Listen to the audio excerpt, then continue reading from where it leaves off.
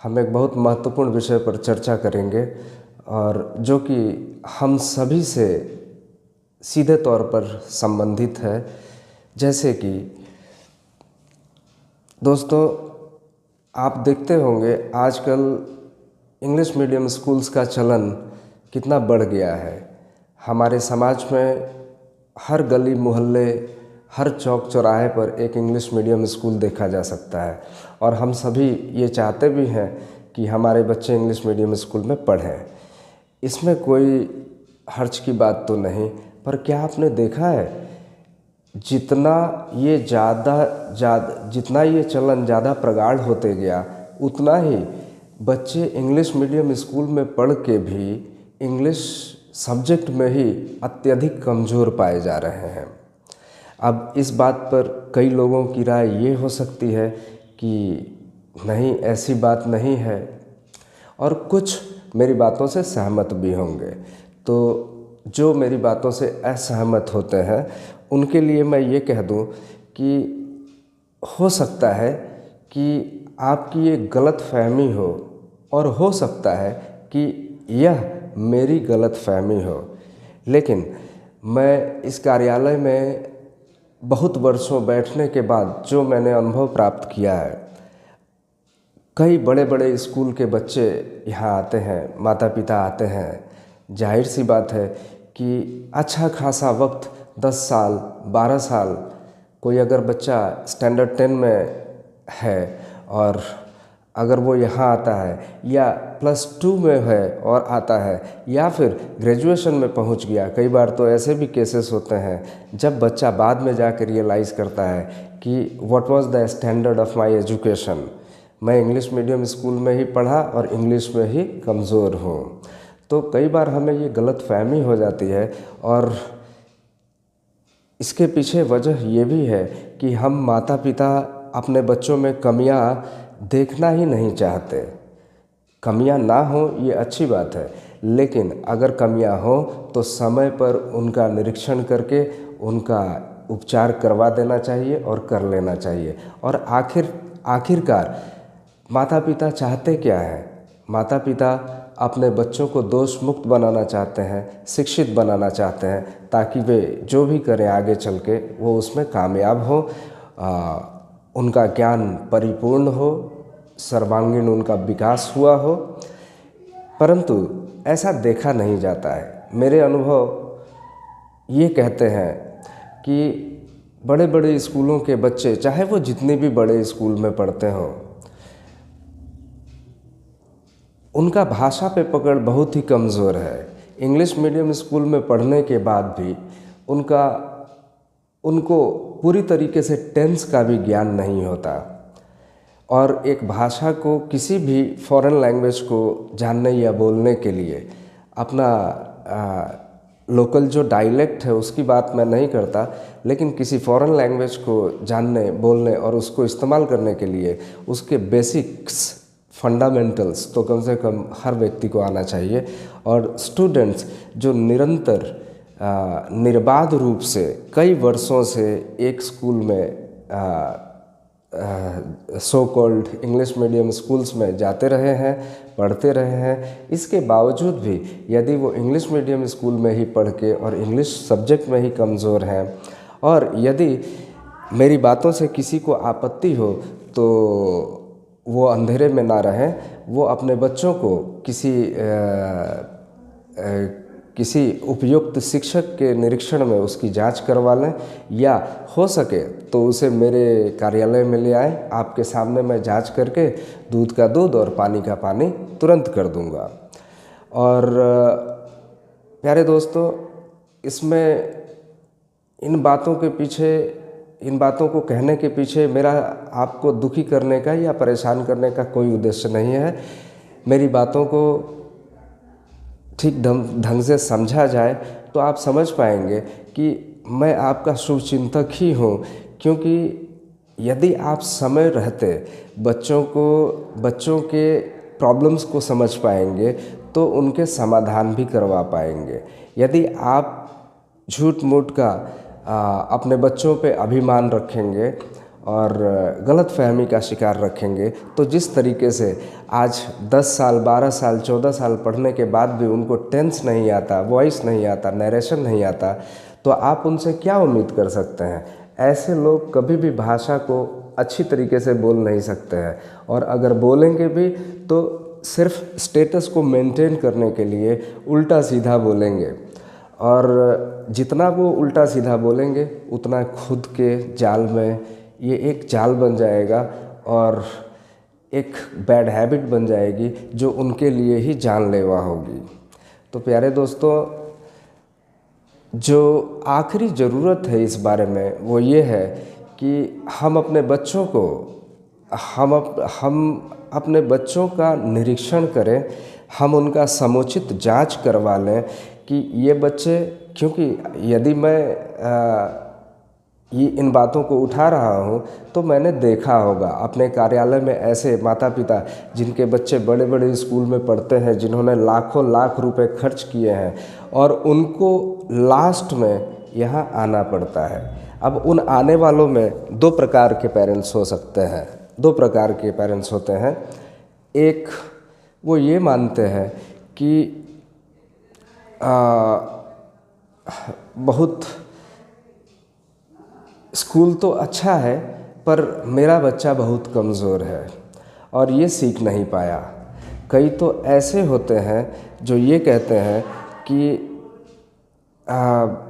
School का मुकाबला कोई कोचिंग सेंटर नहीं कर सकता।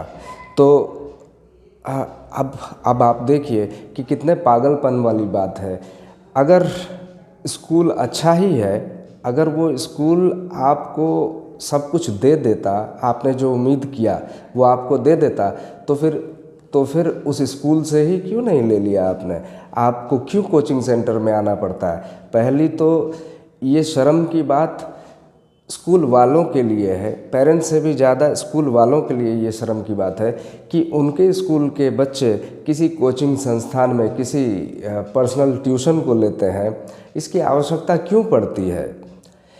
इस बात में कई स्कूलों का कई ऐसे पेरेंट्स भी हैं जो बहुत जागरूक हैं, वो ऐसे प्रश्न उठाते हैं स्कूलों में, लेकिन स्कूल के टीचर्स उनसे कहते हैं कि इसको किसी ट्यूशन या किसी चीज़ की कोई ज़रूरत नहीं है, स्कूल में इतनी बढ़िया पढ़ाई होती है, इसको बोलिए ये खुद ध्यान देगा, खुद पढ़ेगा। अब बताओ दोस्तों, अगर वो बच्चा खुद ही समझदार होता तो वो सारा चीज़ खुद ही ना पढ़ लेता, वो टीचर की आवश्यकता क्या होती है? तो अपनी कमियों को छुपाने के लिए आप उस बच्चे पे ही दोष देते हैं और अभी भी आप सच्चाई को उजागर नहीं करते कि हम न कर पाए तो किसी और बेहतर कोचिंग संस्थान में दीजिए, इसको कुछ सप्लीमेंट दीजिए। और क्योंकि कुल मिला के मुद्दा ये है कि बच्चे का सर्वांगीण विकास होना चाहिए। काम चोरी, यदि स्कूल में शिक्षक काम चोरी करते हैं तो उनका सर्वांगीण विकास तो हो नहीं सकता। कई बहाने हैं इस बात के शिक्षकों के पास भी। 40-50 बच्चों के क्लास में क्या ये संभव है कि हम हर बच्चे को एक्सीलेंट कर दें? मेरे प्यारे दोस्तों, ऐसे शिक्षकों के लिए भी मैं ये संदेश देना चाहता हूँ कि जिन बच्चों को आप कहते हैं कि देखिए ये भी तो उसी क्लास में बच्चे हैं, ये 4 बच्चे जो हैं ये टॉपर हैं, इस क्लास में टॉपर हैं, मैं ही शिक्षक हूँ, वही क्लास है और वही पढ़ाई है, लेकिन आपका बच्चा कमज़ोर है, आपका बच्चा ध्यान नहीं देता, पढ़ता नहीं, इसलिए ये कमज़ोर है। तो इस स्थिति में पहली बहानेबाजी तो आपने ये बना ली कि जो बच्चे टॉप किए उसका क्रेडिट आपने झूठा क्रेडिट ले लिया, क्योंकि वो जीनियस बच्चे हैं। हर क्लास में आपको सिखाने की ज़रूरत नहीं है, आप पढ़ाएं या न पढ़ाएं, आप न भी पढ़ाएंगे तो वो खुद से भी पढ़ लेगा, बुक्स तो अलॉट करेंगे ही और वो कहीं से भी पढ़ लेगा। बाहर भी वो शांत नहीं बैठेगा और कहीं ना कहीं किसी भी सोर्स से वो पढ़ लेगा। वो 4 बच्चे आपके क्रेडिट के लिए नहीं हैं, आप उनका क्रेडिट मत लीजिए, वो इसका क्रेडिट उनको खुद को जाता है।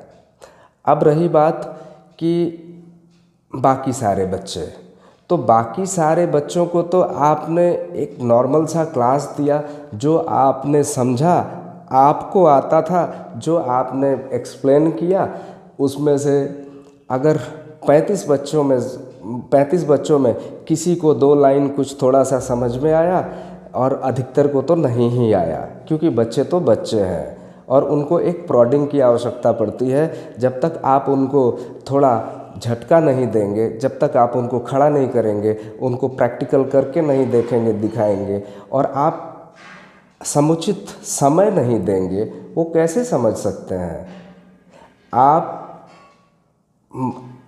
आप शिक्षक हैं, किसी नए चीज़ को समझने के लिए 40 लोगों के बीच में यदि आप बैठे हुए हैं तो ज़रूरी नहीं है कि आप जीनियस होंगे, एक बार में ही सारी चीज़ों को समझ लेंगे और थ्योरी और प्रैक्टिकल सब करके आप दिखा देंगे।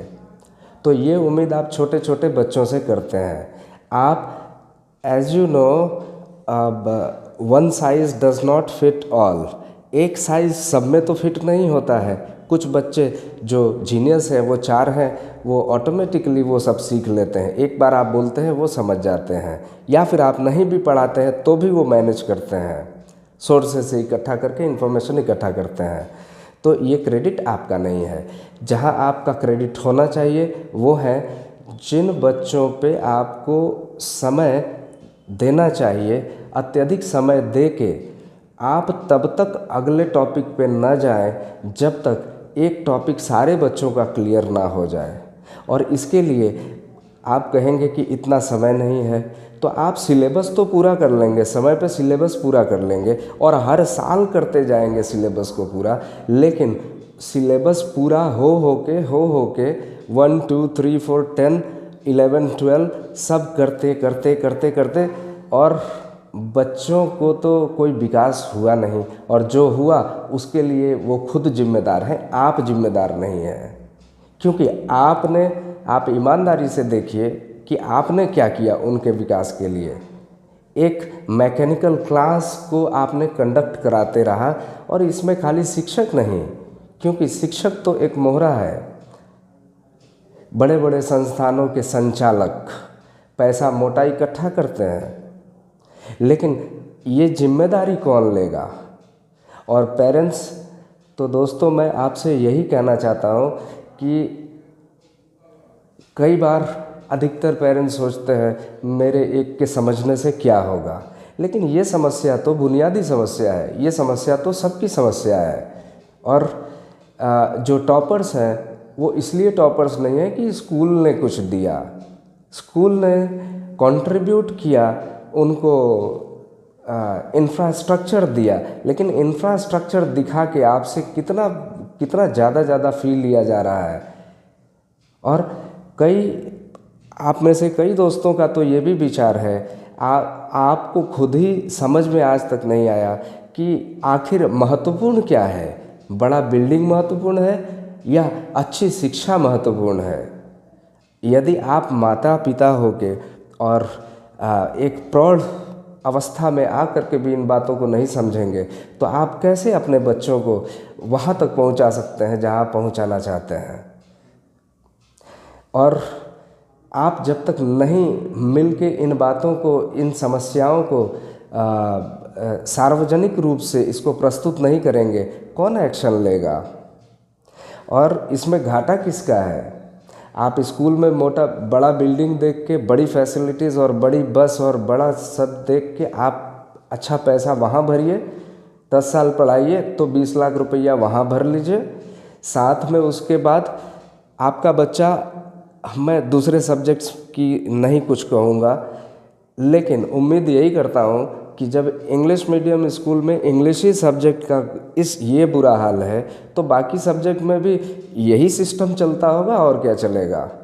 एक बार एक्सप्लेन किया, अब बच्चों में वशिष्ठ नारायण तो बहुत कम ही होते हैं जो एक ही बार में समझ लें। ना तो आपकी करेक्शन की जिम्मेदारी है, एक लाइन आप देखते नहीं, एक लाइन आप चेक नहीं करते, कोई मेहनत नहीं करना चाहते। और भाई शिक्षकों के पास बहुत सारे बहाने भी हैं, और कुछ तो वाजिब बहाने भी हैं। अब उनको पैसे बहुत कम मिलेंगे, सैलरी उनकी बहुत कम है, वो सोचते हैं हम इतना मेहनत क्यों करें, जाहिर सी बात है। तो मेरा विचार ये है दोस्तों कि स्कूलों पे सरकार को शिकंजा कसना चाहिए, और कोई दूसरा शिकंजा क्यों कसे। जो विद्यालय के प्रमुख हैं, जो प्रबंधक हैं, उनको क्या इतनी गैर जिम्मेदारी दिखानी चाहिए।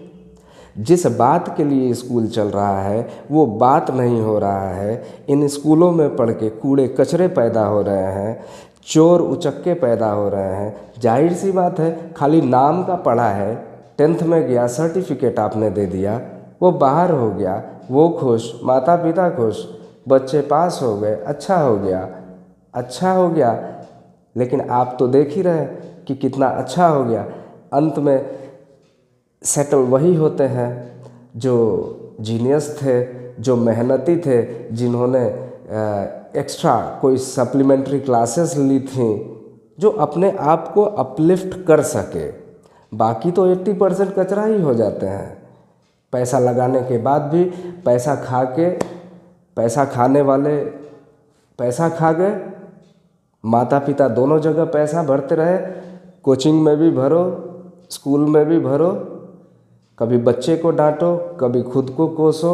लेकिन इन समस्याओं का जो रूट कॉज क्या है, इन समस्याओं का रूट कॉज को जानना होगा।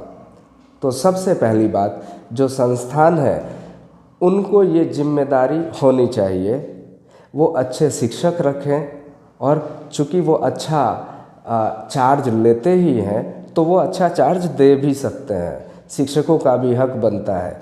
कोई भी मेहनत नहीं करेगा यदि आप उन्हें अच्छा तनख्वाह नहीं देंगे। दूसरी बात, अच्छी तनख्वाह देने पे लोग विचार भी करेंगे कि मुझे वाजिब पैसा मिल रहा है, मेरे साथ वाजिब ट्रीटमेंट स्कूल में हो रहा है, मैं नौकर नहीं हूँ, मैं किसी दबाव में नहीं हूँ। तो शिक्षक का ही सर्वांगीण विकास पहले नहीं हुआ। वो शिक्षक खुद ही डरा सहमा हुआ रहता है। ऐसे डरे सहमे हुए शिक्षक जिनको इनसिक्योरिटी खुद के लिए महसूस होती हो, वो आपके बच्चों के लिए, वो आपके सर्वांगीण विकास के लिए क्या करेंगे। ऐसे लोग तो काम चलाओ ही काम करेंगे। और चूँकि एक जिम्मेदार शहरी होने के नाते मैं ये सारी बातें आपके सामने रख रहा हूँ।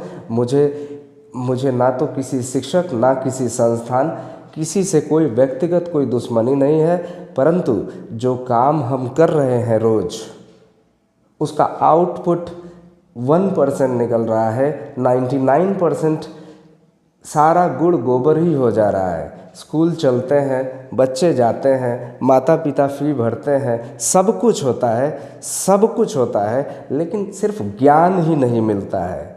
और जिनको आप कहते हैं कि ये रहे ज्ञानी, इनको ज्ञान हुआ, वो जीनियस बच्चे हैं, इंटेलिजेंट बच्चे हैं, या फिर उनके माता पिता इंटेलिजेंट हैं, उनको अच्छा बैकअप है। वो आपके ऊपर पैसा फेंकने के बावजूद फिर अलग से भी इंतजाम करते हैं। क्या ये नाइंसाफ़ी नहीं है? जिस बात के लिए आप पैसा ले रहे हैं, उस बात के लिए फिर पेरेंट्स को दूसरे जगह कोचिंग सेंटर में जाके पैसा देना पड़ रहा है। तो पहले तो प्रकार के ये शिक्षक ऐसे गार्डियंस आते हैं जो कहते हैं कि I don't know what is the main problem behind this, लेकिन आप इनको पढ़ाइए, आप इनको अपडेट करिए। ठीक है, स्वागत है ऐसे लोगों का। लेकिन कुछ लोग तो ये मानने को भी तैयार नहीं है। वो कहते हैं स्कूल बड़े हैं। तो स्कूल इसी बात का तो फ़ायदा उठा रहे हैं कि उन्हें समाज में बड़ा समझा ही जा रहा है। और कोचिंग सेंटर बड़ा और छोटा कहने का आधार क्या है लोगों का? हम सभी एक सामान्य गलती करते हैं कि किसी बड़े इंफ्रास्ट्रक्चर को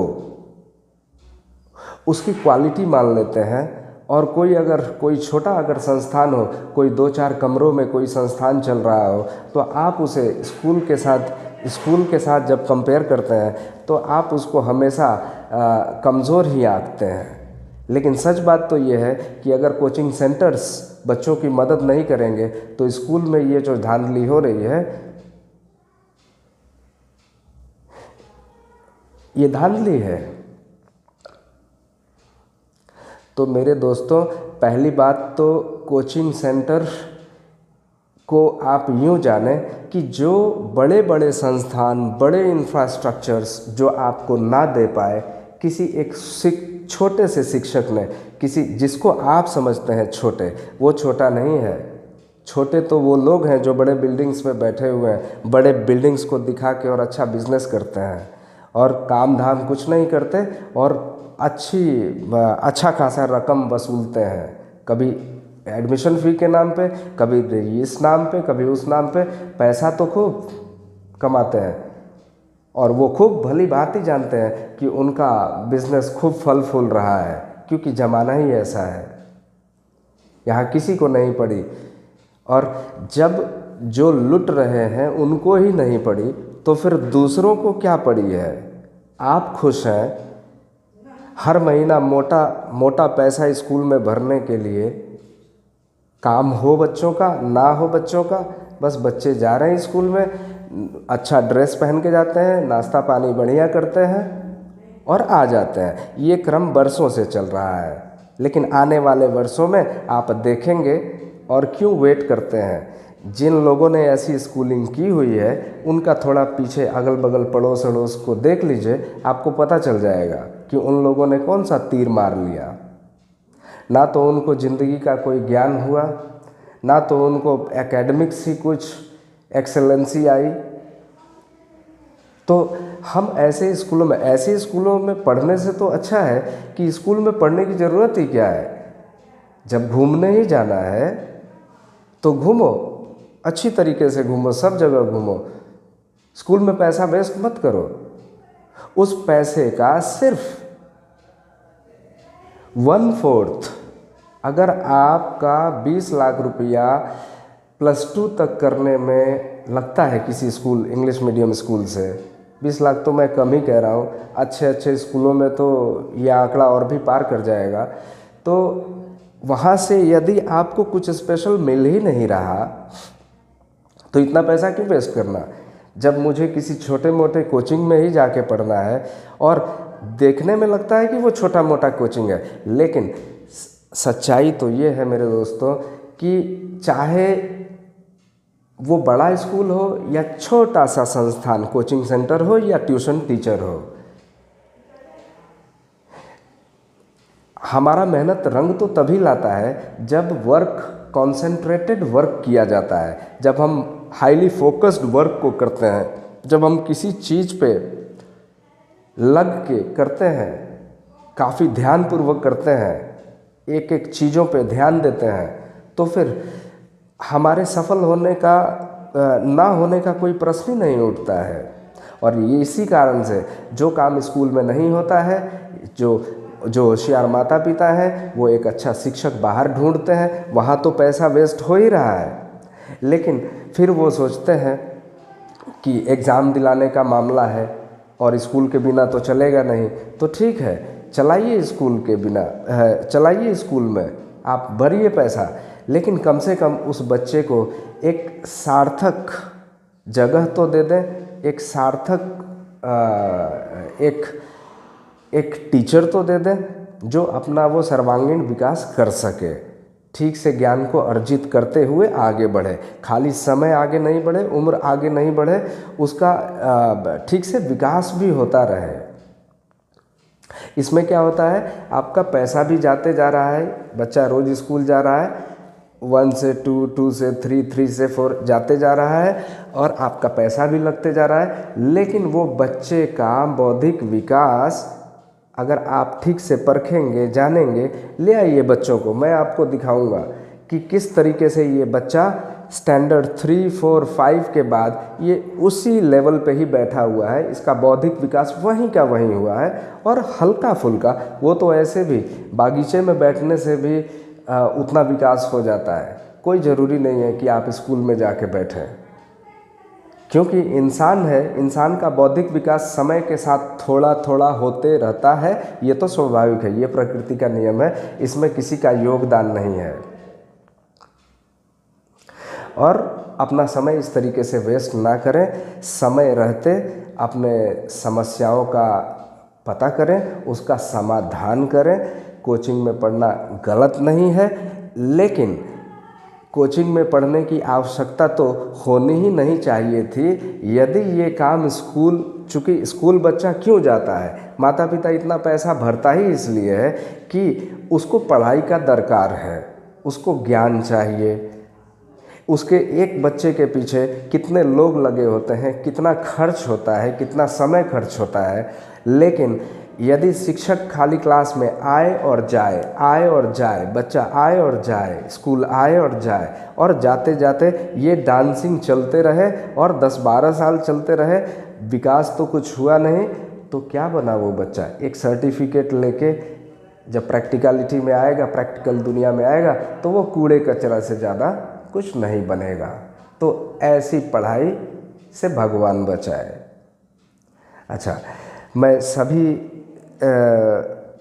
संस्थानों या किसी व्यक्ति विशेष के बारे में ऐसी बातें नहीं कहना चाहूँगा, लेकिन कुछ तो लोग हैं जो बहुत ही बेईमान हैं, या तो कहिए कि उन्हें अभी तक कोई कॉग्निटिव सेंस नहीं हुआ, प्रबुद्धि की दशा में नहीं है, उनकी समझ इतनी विकसित नहीं हो पाई कि वो एक शिक्षक भी बन सकें। क्योंकि शिक्षक का सबसे पहला कर्तव्य है ईमानदार होना। ऐसे लोग जब आप अपने से खुद से पूछेंगे, थोड़ा अगर ये प्रश्न ईगो में रह के पूछेंगे तो मुझसे नाराज़गी होगी, लेकिन अगर 2 सेकंड के लिए अपने ईगो को साइड में रख दीजिए और अपने आप से ये प्रश्न पूछिए कि क्या मैं 40 मिनट की क्लास में, क्या मैं रोज़ जो क्लासेस ले रहा हूँ, क्या मैं इस नियत से ही जा रहा हूँ कि बच्चों को दूँ? और यदि हाँ, तो क्या यही तरीका है कि बच्चों को ये मिल पाएगा? क्या मैं ये जानता नहीं हूँ कि 40 मिनट के क्लास में जो कुछ भी मैंने कहा, इसमें से बस वो 4-6 बच्चे ही कुछ भी सीखेंगे, वो भी 100% नहीं सीखेंगे। क्यों? क्योंकि मैंने यथोचित समुचित समय दिया ही नहीं। क्योंकि किसी चीज़ को समझने और समझाने के लिए रुकना भी पड़ता है, फिर री एग्जामिनेशन भी होना पड़ता है। आप देखेंगे, पूछेंगे, समय नहीं देंगे, मेहनत नहीं करेंगे, आपने पढ़ा दिया, उसको क्या आया और 4 को आया, लेकिन बाकी सबसे कौन पूछेगा? तो आप कहेंगे सिलेबस कैसे कंप्लीट होगा? तो भाड़ में जाए ऐसी सिलेबस, जो सिलेबस तो पूरा होते रहा, सालों साल, कई सालों से सिलेबस पूरा होते रहा, लेकिन बच्चों को आज तक टेंस नहीं आया, वॉइस नहीं आया। और टेंस वॉइस के बिना आप सेंटेंस फ्रेमिंग, जो कि भाषा को इस्तेमाल करेंगे, तो आपको टेंस और वॉइस का 100% ज्ञान होना चाहिए। And as long as you do not know the conceptual things about tenses and the 2 modes voice का, जब तक आप नहीं जानते, आप सेंटेंस कैसे फ्रेम करेंगे जो आप कहना चाहते हैं?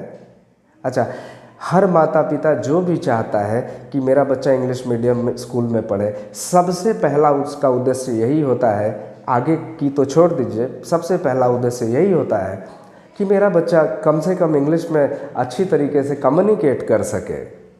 इसके पीछे भी आपके बहुत सारे वजह हो सकते हैं, आप ऐसा क्यों चाहते हैं, लेकिन इसके पीछे एक बहुत ही महत्वपूर्ण उद्देश्य होना चाहिए। और एक महत्वपूर्ण उद्देश्य है भी कि ये लैंग्वेज आज इंटरनेशनली एक्सेप्टेड लैंग्वेज बन चुका है, तो इस लैंग्वेज पे कमांड तो होना ही चाहिए। क्योंकि आप कुछ भी करेंगे, आप प्राइवेट जॉब करें, गवर्नमेंट जॉब करें, आप टीचिंग करें, आगे चल के आप डॉक्टरी करें, मेडिसिन स्टडी करें, कुछ भी करें इस संसार में, ये तो वर्ल्ड का लैंग्वेज है, तो ये तो आना ही चाहिए। तो इसमें कोई बुराई नहीं कि आपके बच्चों को इंग्लिश आना चाहिए, लेकिन ये इंग्लिश बड़े इंग्लिश स्कूल के बैनर को देख के आपको इतना सारा पैसा खर्च करने की ज़रूरत नहीं है। आपको ठगाने की, खुद से जाके और ठगाने की ज़रूरत नहीं है, क्योंकि जो बड़े स्कूल में पढ़ रहे हैं आप उन बच्चों से भी मिल लीजिए। मैं 10% को एक्सेप्शन मानता हूँ, तो उनकी मैं बात नहीं कर रहा हूँ, 90%। लेकिन जब ये मुद्दा मैंने उठाया है, अगर ये कचरा प्रोडक्शन का परसेंटेज 10 होता तो ये कोई इशू ही नहीं था, लेकिन कचरा प्रोडक्शन का जो रेशियो है, जो परसेंटेज है, वो 90% है। 90% out of the students are unable to frame their own kinds of sentences.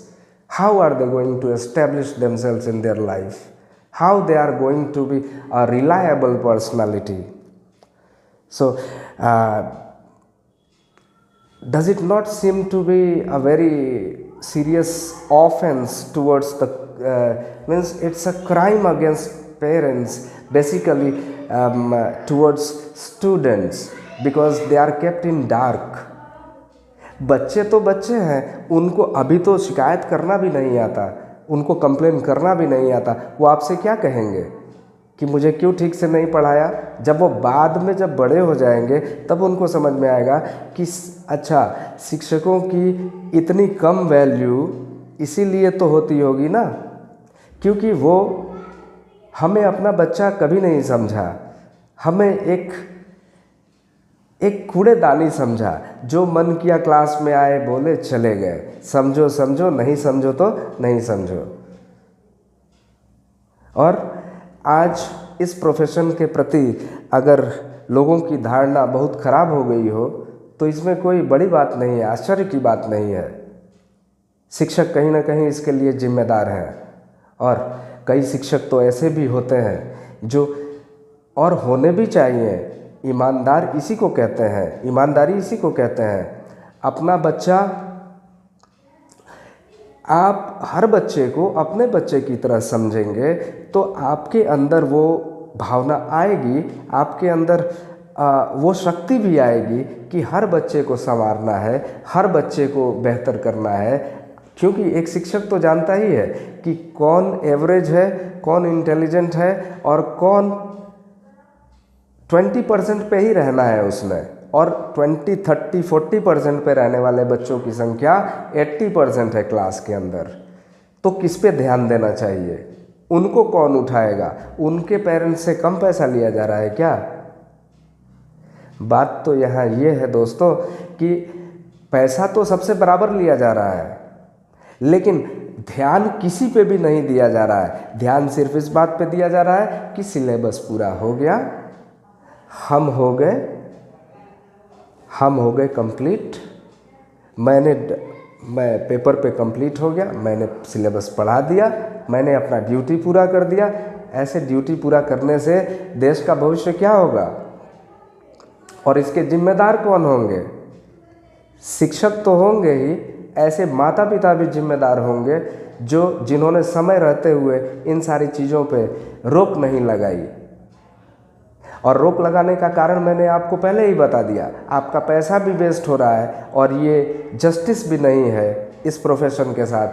आपको फाइट करना चाहिए, आपको यूनिटी में आना चाहिए, आपका हक है, और हक है हमारे देश का कि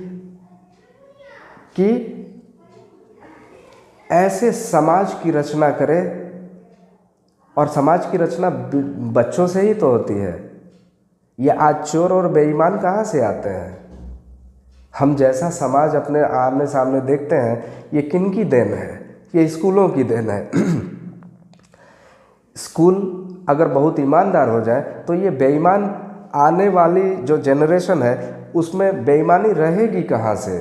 क्योंकि हम जैसा उनको सिखाएं बच्चों को।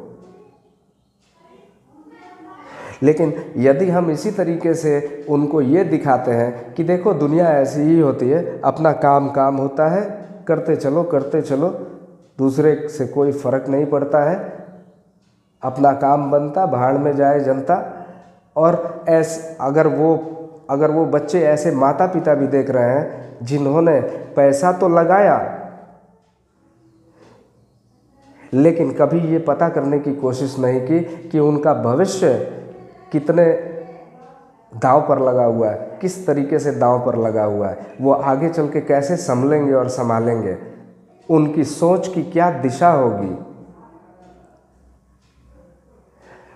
दूसरी बात ये कि शिक्षण संस्थानों में जो नॉलेज इम्पार्ट किया जाता है उसको ज्ञान तो नहीं कह सकते, क्योंकि ज्ञान तो कुछ अलग ही मसला है जो जीवन की प्रैक्टिकलिटी से आता है, अनुभवों से आता है। खैर, जो नॉलेज आप इम्पार्ट करते हैं स्कूल में जो बच्चों को दिया जाता है उसको हमें इंफॉर्मेटिव नॉलेज कहना चाहिए, और ये भी ज़रूरी है क्योंकि जीवन को जीने के लिए, समाज के निर्माण के लिए, आवश्यकताओं की पूर्ति के लिए इन्फॉर्मेशन का होना ज़रूरी है। तो जब आप इन्फॉर्मेटिव नॉलेज को ही ठीक से इम्पार्ट नहीं करते, इंश्योर नहीं करते, बच्चों को सिक्योर नहीं करते, तो आप रियल नॉलेज क्या देंगे, कहाँ से देंगे? जब आपको पता नहीं होगा तो आप कहाँ से देंगे? तो हम सभी के लिए ये बहुत ज़रूरी हो जाता है कि पहले तो हम खुद को प्रबुद्ध करें, जानकारी जुटाएं, और भीड़ जिस तरफ भागती रहती हो उस तरफ ही ना भागें। हम खुद भी जिम्मेदारी लें, हम खुद वास्तविकता का पता लगाएं। आगे कई मुद्दों पर और भी चर्चाएं होंगी, लेकिन इसके कंक्लूज़न पार्ट में मैं यही कहूँगा दोस्तों कि बहुत समझदारी से निरीक्षण की ज़रूरत है। हम सभी को कुछ सद्गुणों को अपनाने की ज़रूरत है, और क्योंकि बच्चे देश के भविष्य होते हैं, बच्चे ही हमारी दुनिया बनते हैं। हमारे चारों ओर जो आज दुनिया दिखाई देती है उसमें से 50% तो बेईमान लोग दिखाई देते हैं, और ये बेईमानी या ईमानदारी, अच्छा या बुरा, ये संसार को बदलने का जो जिम्मेदारी होता है, ये मेरा मानना ये है कि एक क्लासरूम से शुरू होता है। मेरा मानना ये है कि एक परिवार से शुरू होता है, जिसमें माँ सबसे प्रथम शिक्षिका कही जाती हैं। तो माता पिता को भी ज़रूरत है कि सही समुचित ज्ञान को उपलब्ध हो। आप खुद जाने, गलत और सही को जाने, और गलत होता हुआ आप सब मत देखें। आप सब एकजुट हो, चीज़ों के प्रति अगर कोई गलती है, जो कुछ भी मैंने कहा, अगर आप उन बातों से सहमत हैं और चाहते हैं कि ये इस तरीके से बच्चों का गलत विकास ना हो, गलत सोच ना हो, और उनको समृद्धि की ओर अग्रसर करना चाहते हैं, तो समय रहते ये कुछ ज़रूरी कदम तो उठाने ही पड़ेंगे, अन्यथा फिर बाद में क्या कर पाएंगे। तो अपनी जिम्मेदारियों को जैसे मैंने समझा, एक जो कार्यालय में मैंने अनुभव प्राप्त किए उनमें मैंने इस तरीके की चीज़ों को देखा। बहुत लोग परेशान होते हैं, और एक्चुअली इसका कारण भी हमने अभी डिस्कस किया, और इसमें हमारा भी कहीं ना कहीं रोल है। तो बच्चों के समुचित विकास के लिए जिन लोगों से उनका नाता है, क्योंकि बच्चों का सीधा नाता किसी मार्केट के लोगों से नहीं है, उनका रोज़ अच्छा खासा समय अपने माता पिता और अपने शिक्षकों के साथ और अपने दोस्तों के साथ भी व्यतीत होता है। तो दोस्तों, कई ऐसी इल प्रैक्टिसेस हैं और जिसको हमने सामान्य तौर पे ही ले लिया है, अपने सामान्य जीवन का हिस्सा बना लिया है, तो फिर उन बुराइयों का उन्मूलन भी संभव नहीं है जब तक आप समय रहते बुराइयों को पहचान के, उनके रूट कॉजेज़ को पहचान के, उनके रेमेडी के लिए, उनके सल्यूशन के लिए जब तक आप उचित कदम नहीं उठाएंगे, कैसे होगा?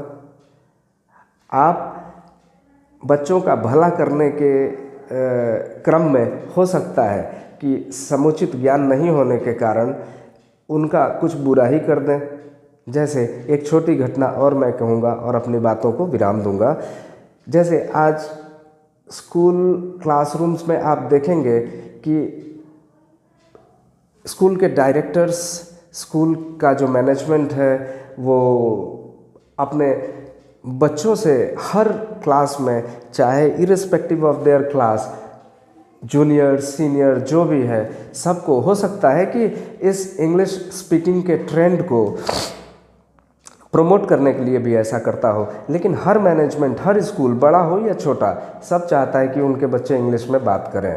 तो बात करने में तो कोई बुराई नहीं है, लेकिन जो भाषा फॉरेन की है, जिस भाषा से उसका अभी पहला साक्षात्कार हो रहा है, अगर उस बच्चे को ज़बरदस्ती किया जाएगा या किसी शिक्षक को भी इस मामले में शिक्षकों को भी शोषण का सामना करना पड़ता है।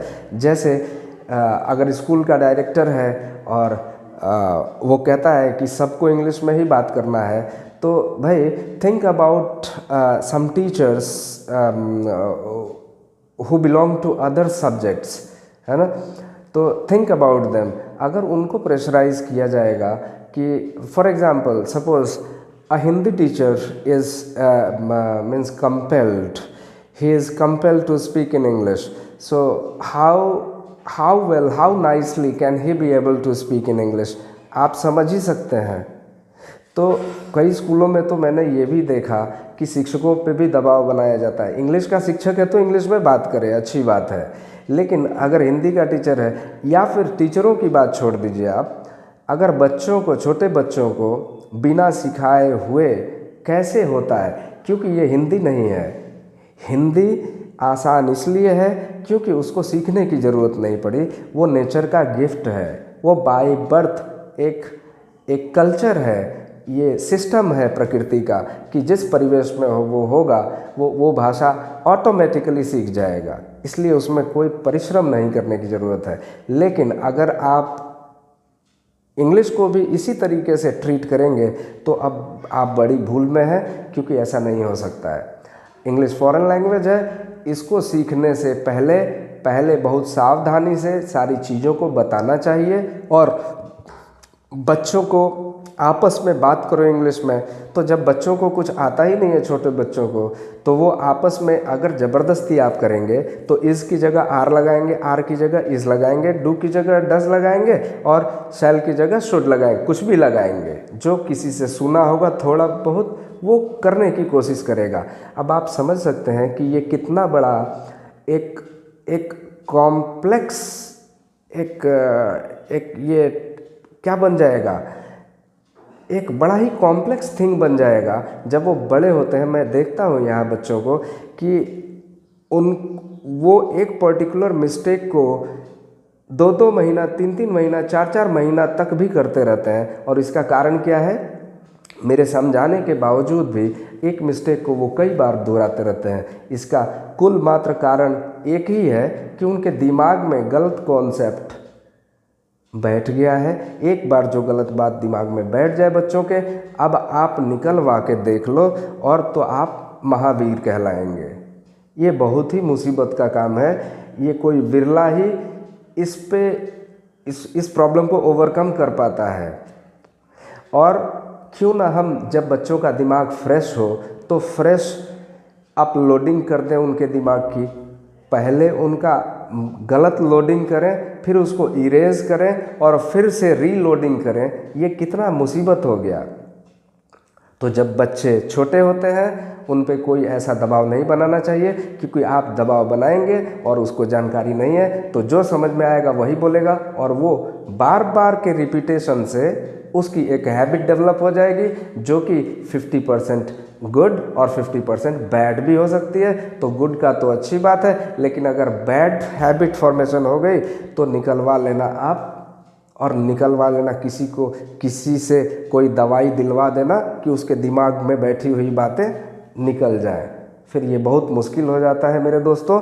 और मैं ऐसी बहुत सारी केसेस देखता हूँ और बड़ा ही सहानुभूति रखता हूँ ऐसे बच्चों के साथ जिनके साथ इल ट्रीटमेंट हुआ है और कोई दूसरों ने नहीं किया ये ill treatment. Their so called teachers, their so called parents, so called इसलिए क्योंकि आप अगर एक माता पिता होके और एक बड़े पोजीशन को अटेन कर लेना चाहते हैं तो इसमें कोई बड़ी बात नहीं है, माता पिता कोई भी बन सकता है, लेकिन सच का माता